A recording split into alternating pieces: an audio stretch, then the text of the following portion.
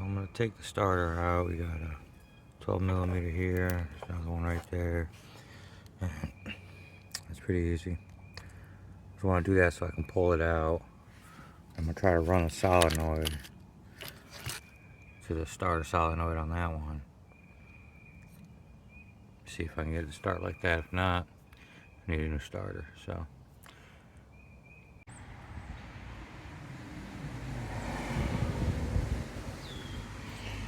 Alright, so got the positive from battery to there. This goes on this little chain here. And there was one more. It's like a little spade or something. Here we go. This guy. Yeah, that on the positive, so figure out a way to just stick that in there. Make it a little looser.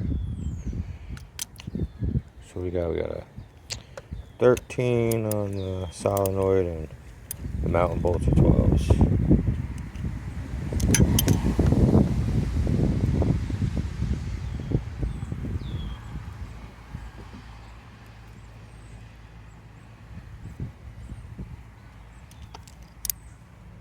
So you don't want to do the terminals too tight.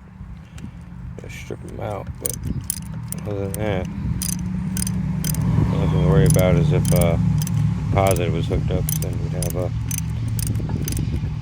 sparking somewhere.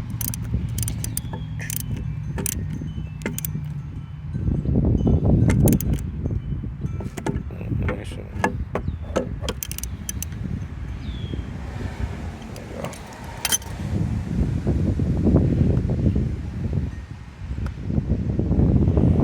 Alright, now I just gotta figure out how to slide it in there.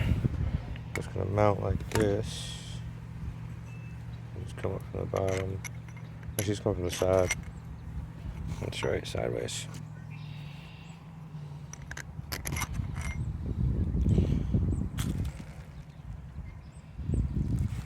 So, right, and there's two 12mm on the side. If you have a way to get to the side of it, it's an easy starter to do, but I had to loosen the motor mounts with the way this is. That's why I missed a lot of the video. I had to take the motor mounts out, slide it to give me enough clearance, because spark plug's right there. They lined up with that hole. That's how far I had to move it back to get to these. But you shouldn't have that problem. Most of these are like mounted on like power washers and